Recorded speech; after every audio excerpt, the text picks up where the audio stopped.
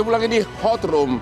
Tadi jam 7 malam, saya duduk di mobil mewah dengan Aspri yang cantik, tapi badan saya lemas. Badan saya lemas karena sudah kerja dari jam 3 pagi. Akhirnya saya seperti biasanya mencari kopi luwak. Dan lihatlah sekarang, sesudah saya minum kopi luwak hitam premium, sekarang lihat sampai pagi pun saya kuat bekerja. Kopi luwak hitam premium kesukaannya Hotman Paris. Ibu Rina panggilannya ya. Anda alumni beasiswa LPDP. Betul. Terus berapa tahun? Saya angkatan tahun pertama, Bang, dari 2013 untuk S2 ke University of Manchester, lalu dapat lagi di 2015 untuk ke Jadi berapa tahun Anda di biaya negara? Kurang lebih 5,5 tahun. 5,5 tahun. Katanya menurut peraturan kalau Anda 5,5 tahun beasiswa, berarti Anda harus pulang mengabdi 5,5 tahun kali 2 berarti 11 tahun plus 1 tahun, benar? Waktu zaman saya belum ada klausul itu, Bang, di kontrak. Itu baru ada kapan? 2016. 2016? Ya. Oke. Jadi Anda pulang bebas-bebas saja? Saya pulang karena saya emang pengen pulang. Bukan karena mau kenalan sama Hotman ya?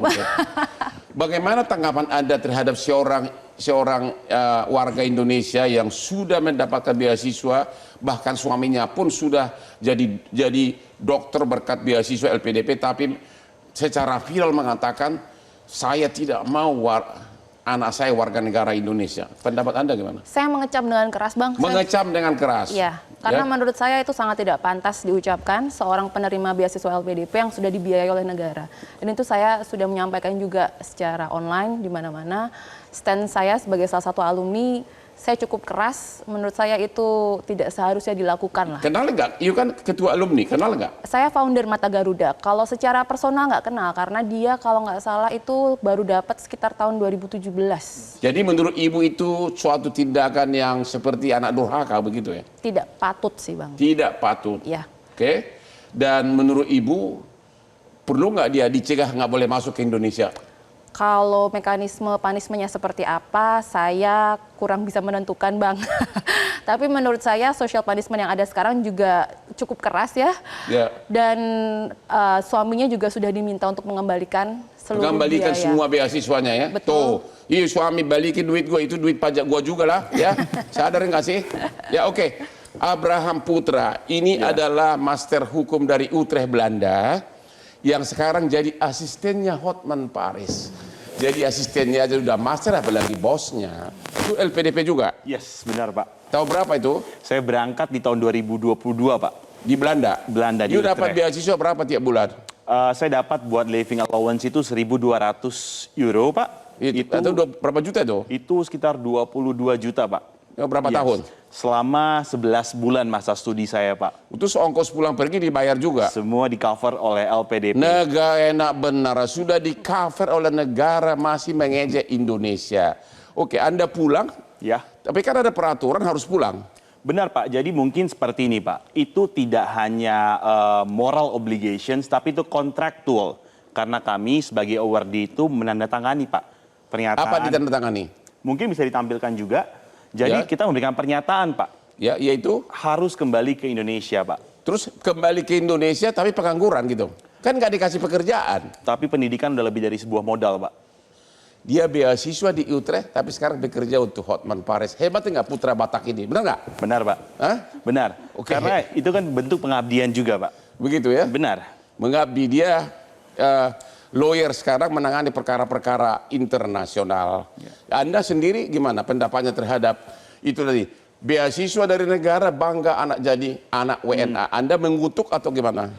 Mengutuk mungkin terlalu keras, tapi menurut saya itu presiden yang tidak baik ya Pak ya. Karena gimana pun juga kita harus kembali dan membangun negara ini dengan segala cara. It goes without saying.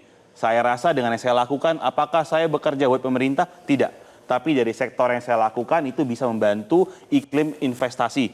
Misalnya pekerjaan arbitrase dan perdata bisnis internasional, Pak. Seperti itu. Oke, dia adalah rekan saya sudah sering bersidang di Mahkamah Agung Singapura.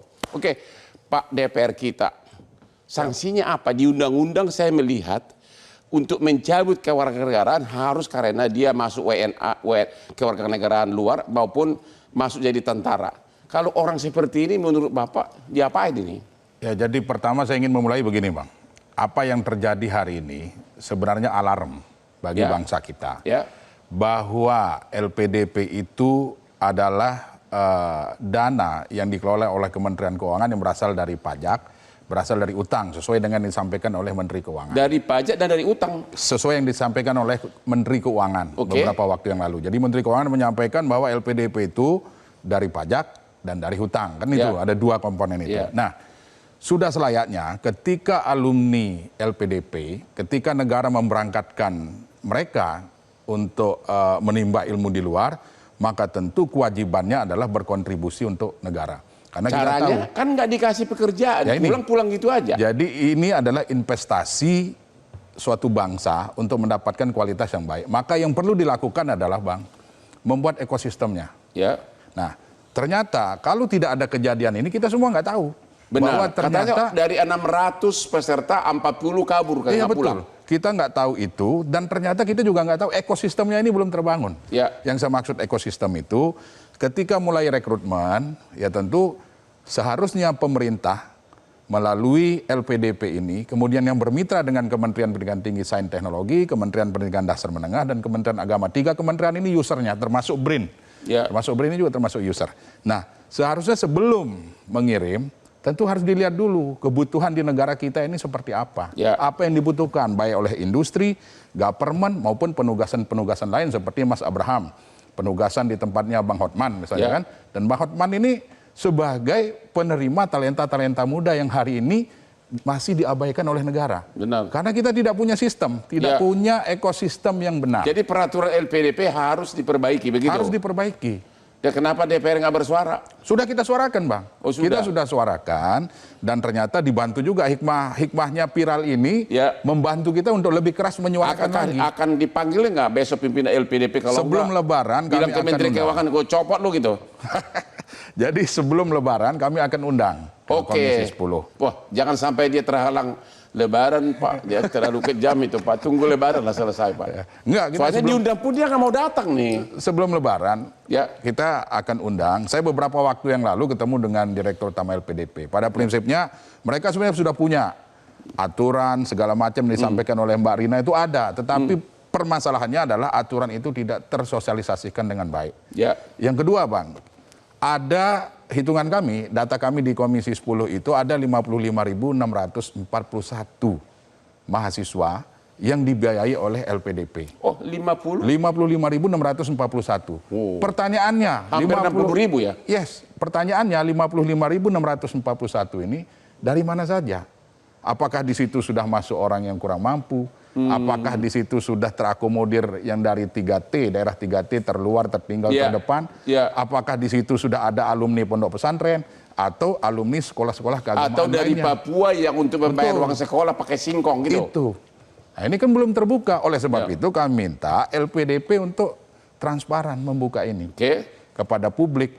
Agar apa? Agar anggapan orang tidak hanya LPDP itu untuk golongan-golongan tertentu. Kan itu yang berkembang hari ini. Hanya untuk kelompok tertentu, karena yang dipiralkan itu LPDP isinya artis, LPDP isinya anak pejabat misalnya. Untung saya tidak terima mahasiswa. Pak, apa komentar Anda atas kasus ini? Iya, kalau menurut saya memang ini sebetulnya ada konteks di mana kita berterima kasih karena oversharingnya Saudara DS. Dalam konteks kita jadi tahu bahwa ada persoalan-persoalan mendasar yang kemudian muncul dalam proses kita jadi sadar ini. Perlu perbaikan sebagaimana tadi Bapak bilang. Termasuk dalam konteks, kalau dalam konteks yang lebih makro gitu ya Bang ya, ada sesuatu yang kemudian ini harus diperbaiki dalam konteks bagaimana negara menyiapkan investasi pendidikan gitu ya. Apakah tepat itu peraturan harus pulang? Dia lulus kan masih ingusan, hanya teori doang. Tadi Ibu Wamen tadi mengatakan, katanya kalau CEO orang India itu jadi bos, jadi orang-orang terkenal di negara orang baru dia pulang. Nah, apakah itu peraturan harus dirubah? Sebetulnya di mekanisme LPDP yang terbaru itu ada kesempatan untuk menambah waktu. Entah itu magang ataupun misalnya mengikuti pasca doktoral gitu ya. Cuma dibatasi waktu 2 tahun. Dan dia harus kembali. Jadi ada mekanisme legal melaporkan bahwa dia memperpanjang. Kembali tapi nggak ada pekerjaan jadi pengangguran dong Pak. Itu yang jadi persoalan. Yang Bang Hotman bilang berarti kan ada isu struktural. Ada konteks di mana konteks ketenaga kerjaan kita itu belum bisa mengakomodasi yang high skill ini. Jadi overqualified Bang. Bukankah lebih bagus dia jadi pengusaha CEO big sukses di luar negeri, adiknya, iparnya, pamannya ikut dibawa ke sana, lama-lama pulang jadi ngapain dia harus suruh pulang gitu loh. Nah ini perdebatan akademiknya juga panjang. Menurut Bang. Bapak? Ya, kalau menurut saya, kalau bicara LPDP hari ini, ya sesuai kontrak Bang. Kontraknya dia harus pulang, harus mengabdi 2N+1 gitu ya. Mengabdi kemana? Kan gak dikasih pekerjaan. Nah, tadi buka warung. Kalau kita bicara investasi modal manusia, berarti kan ketika dia sudah dapat berbagai kapital yang dia dapatkan melalui pendidikan di luar negeri ataupun di dalam negeri, berarti kan dia harus melakukan perbaikan-perbaikan secara personal. Tapi yang kita harus jadi titik fokusnya adalah jangan sampai alumni-alumni LPDP ini dibebankan untuk membuka lapangan pekerjaan. Karena yang membuka lapangan pekerjaan harusnya adalah negara. Nah, disitulah dibutuhkan yang namanya peta jalan gitu ya. Jadi peta jalan kita tuh manajemen talentanya seperti apa? Misalnya gini Bang, dalam kasus konteks BRIN ya gitu ya misalnya, ada misalnya dibutuhkan 500 dokter untuk masuk menjadi peneliti BRIN.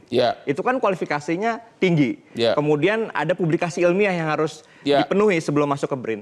Tapi Bang, dari 500 itu hanya kemudian memenuhi 200. Artinya belum tentu anak-anak yang kemudian punya kualifikasi tinggi ini mau mengabdi karena ada berbagai catatan. Dan belum tentu juga mampu. Orang belum tentu mampu juga. Benar, karena dalam bidang hukum juga, seorang dokter hukum pun belum tentu mampu berperkara. Apalagi melawan Hotman Paris yang sudah 43 tahun sebagai pengacara.